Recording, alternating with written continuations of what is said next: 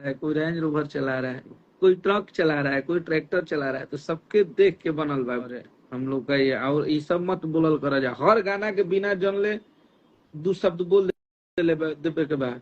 इसी तरह ना दुनिया 2 आया था तो आप लोग तुरंत रिमर फैला। अरे भाई पहले पहले के गाना धुन के है यार, धुन ई फोको धुन के तू लोग कह दे बोलो कि हमरे ह सारा गाना के कुछ कुछ बोले लगा तरलो।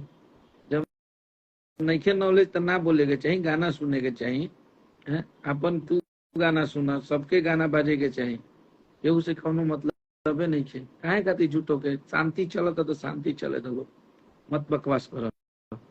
क्यों फ्री के एडवाइस नहीं के दे लेकिन लाइव में आके बक बक बोला लो।